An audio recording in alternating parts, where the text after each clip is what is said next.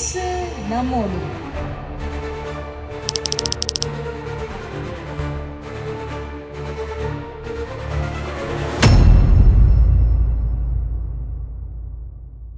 அருமையான தேவ பிள்ளைகளே, இயேசு நம்மோடு இந்த நிகழ்ச்சியினூடாக உங்களை சந்திப்பதிலே மிக்க மகிழ்ச்சி அடைகிறேன்.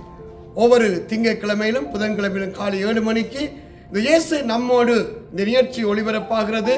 நீங்கள் இதை பாருங்கள், மற்றவர்களுக்கு இதை பகிர்ந்து கொள்ளுங்கள். தேவனுடைய வார்த்தையை கேட்கிற போது நிச்சயமாகவே தேவன் உங்களை ஆசீர்வதிப்பார். இந்த நாளிலுமாய் புதிய மாதத்துக்குள்ளே கடந்து வந்திருக்கிறோம். இந்த மாதத்தின் வாக்குத்தத்தத்தை உங்களோடு பகிர்ந்து கொண்டு நான் ஜெபிக்கப் போகிறேன். ருத்தின் புத்தகத்திலே பார்க்கிறோம். 2ஆம் அதிகாரம் 12ஆம் வசனத்திலே இப்படியாய் வாசிக்கிறோம். உன் செய்கைக்கு தக்க பலனை கர்த்தர் உனக்கு கட்டளையிடுவாராக. இஸ்ரவேலின் தேவனாகிய கர்த்தருடைய சட்டையின் கீழ் அடைக்கலமாய் வந்த உனக்கு அவராலே நிறைவான பலன் கிடைப்பதாக. அருமையான தேவபிள்ளையே, எவ்வளவு அருமையான ஒரு வசனத்தை இந்த மே மாதத்தில் ஆண்டவர் நமக்கு கொடுத்திருக்கிறார். வசனம் சொல்லுகிறது, உன் செய்கைக்கு தக்க பலனை கர்த்தர் உனக்கு கட்டளையிடுவாராக. இந்த நாட்கள்ல தேவ பிள்ளைகளுடைய வாழ்க்கையில விசுவாசத்தின் கிரியைகள் இருக்க வேண்டும் என்று தேவன் சொல்லுகிறார். இன்றைக்கு அநேகரை கேட்கிறப்ப சொல்லுகிறார்கள், நாங்கள் விசுவாசிக்கிறோம், இயேசுவை தான் நம்புகிறோம் என்று சொல்லுகிறார்கள். ஆனால் அவர்களுடைய வாழ்வை பார்க்கிற போது, அவர்கள் செயல்களை பார்க்கிற போது அந்த விசுவாசத்தின் கிரியைகளை காண முடியவில்லை. உதாரணமாக நான் ஒரு காரியம் சொல்லுகிறேன். கர்த்தர் உண்டென்று பிசாசு விசுவாசித்து நடுங்கிறதா? ஆனால் மனுஷர்கள் நாம் விசுவாசிக்கிறோம், ஆனால் கர்த்தரை தேடுகிறதில்லை, ஜெபம் பண்றதில்லை, வேதம் வாசிக்கிறதில்லை. அதனாலதான் தேவன் இருக்கிறார் என்று சொல்லியும் விசுவாசித்தும் நம்முடைய கிரியைகளினாலே அவரை மறுதலித்து விடுகிறோம். அருமையான தேவபிள்ளையே, இந்த நாட்களிலே அவனவன் கிரியைக்கு தக்க பலன் என்னோடு கூட வருகிறது என்று தேவன் சொல்லுகிறார். அதனால் இந்த நாட்களில் நாம் விழித்து கொள்ள வேண்டியது, நாம் தேவ சமூகத்தில் நம்ம ஒப்பு கொடுத்து தேவனுடைய மகிமையிலே செல்லத்தக்கதாய் நாம் ஆயத்தப்பட வேண்டியது மிகவும் முக்கியமாக இருக்கிறது. அதனால்தான் இந்த மாதத்திலே அப்பாவுடைய வசனம் பெறுகிறது, உன் செய்கைக்கு தக்க பலனை கர்த்தர் உனக்கு கட்டளையிடுவாராக. அது மட்டுமல்ல, இஸ்ரவேலின் தேவனாகிய கர்த்தருடைய சட்டையின் கீழ் அடைக்கலமாய் வந்த உனக்கு அவரால் நிறைவான பலன் கிடைப்பதாக. இன்றைக்கு நம்முடைய வாழ்வின் அடைக்கலமாக தஞ்சமாக யார் இருக்கிறார்கள்? உன்னதமான மறைவில் இருக்கிறவன் சர்வவல்ல நிழலில் தங்குவான் என்று சங்கீதம் 91:1 பார்க்கிறோம். அருமையான தேவபிள்ளையே, உன்னதங்களிலிருந்து இறங்கி வந்தவர் ஆண்டவராகிய இயேசு கிறிஸ்து. அவருடைய சட்டையின் மறைவு திருச்சபை. அதனால்தான் அவருடைய ஆலயத்திலே நாட்டப்பட்டவர்கள் பிரகாரங்களில் செழித்திருப்பார் என்ற வசனம் சொல்லுகிறது.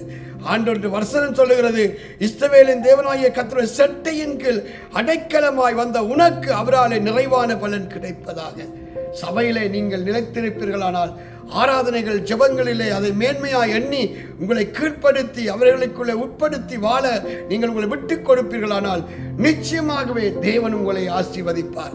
அவரை நோக்கி பார்த்தவர்கள் பிரகாசம் அடைந்தார்களா? அவர்கள் முகங்கள் வெட்கப்பட்டு போகவில்லை.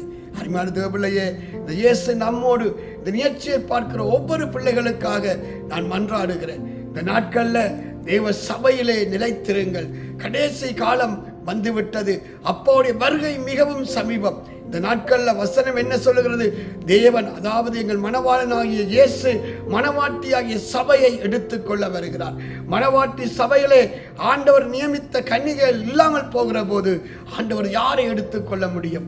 அருமையான தேவபிள்ளையே, இந்த நாட்களில் தேவன் கொடுத்த சபையில நிலைத்திருந்து தேவனுடைய தரிசனத்தை சபையோடு இணைந்து நிறைவேற்றுங்கள்.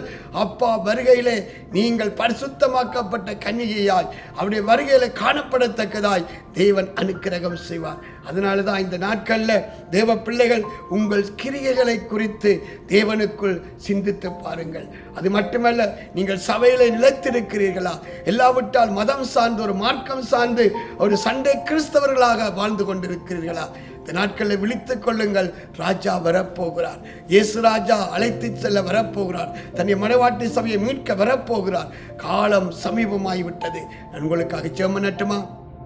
அன்பும் மகா இரக்கம் நிறைந்த பரலோகத்தின் பிதாவே, தகப்பனே, உங்க குமாரன் இயேசு கிறிஸ்துவின் நாமத்தில் இந்த இயேசு நம்மோட நிகழ்ச்சியை பார்க்கிற ஒவ்வொரு பிள்ளைகளுக்காய் மன்றாடி செபிக்கிறேன் ஐயா. இந்த நாட்களில் வசன வெளிச்சம் உண்டாகட்டும், ஆவிக்குரிய கண்கள் திறக்கப்படட்டும். கர்த்தாவே, பூமியிலும் ஆசீர்வாதமாய் வாழ்ந்து பூமிக்குரிய வாழ்க்கை முடிகிற போது நித்திய வீட்டிலே பரலோகத்திலே ஒவ்வொரு பிள்ளைகளும் அது பங்கடையத்தக்கதாய் அனுக்கிரகம் செய்யுங்க ஆண்டவரே. தடைகள் உடைக்கப்படட்டும். இந்த மாதத்தில் கர்த்தாவே, ஒவ்வொரு பிள்ளையுடைய கிரியைகளுக்கு தக்க பலனை காணத்தக்கதாய் அவர்கள் உம்முடைய சபையிலே நிலைத்திருந்து உம்மை ஆராதித்து மகிமைப்படுத்தி உம்முடைய பரலோக சித்தத்தை நிறைவேற்றுகிறதுனால நிறைவான ஆசீர்வாதங்கள் நன்மைகள் இவர்கள் குடும்பத்தில் வாழ்க்கையில் வெளிப்படத்தக்கதாய் அனுக்கிரகம் செய்யுங்கப்பா. இந்த மாதத்தை ஆசீர்வதியுங்க. ஒவ்வொரு பிள்ளைகளுடைய ஏக்கங்கள் விருப்பங்கள் நிறைவேறட்டும், பலவீனங்கள் நீங்கட்டும், வியாதிகள் நீங்கட்டும், அற்புதங்கள் அதிசயங்கள் நடப்பதாக. இந்த வீடுகளில் எல்லாம் இந்த தேவ பிள்ளையினுடைய ஆண்டவரை வீட்டில் இந்த தேவ செய்தி கேட்கிறதோ அந்த வீட்டில் அந்த பிள்ளையுடைய வாழ்க்கையில எல்லா மேன்மைகளும் ஆசீர்வாதங்களும் வெளிப்படத்தக்கதாய் ஒப்பு கொடுத்து மன்றாடி செபிக்கிறேன் என் ஜீவனுள்ள நல்ல பிதாவே. ஆமேன், ஆமேன். அருமையான தேவ பிள்ளைகளே, தொடர்ந்து இயேசு நம்மோட நிகழ்ச்சியை பாருங்கள், ஷேர் பண்ணுங்கள், மற்றவர்களுக்கு இதை குறித்து பேசுங்கள். அவர்களும் கேட்டு தேவனுடைய ஆசீர்வாதத்தை பெற்றுக் கொள்ளட்டும். நீங்கள் தேவ சபைகளுக்கு போகாதவர்கள் இருந்தால் டொரண்டோ எழுப்புதல் சுவிசேஷ சபைக்கு வாருங்கள். நாம் கூடி ஆராதிப்போம். தேவ ஆசீர்வாதங்கள் நன்மைகளை பெற்றுக் கொள்வோம். கர்த்தர் தாமே உங்களை ஆசீர்வதிப்பாராக. ஆமென்.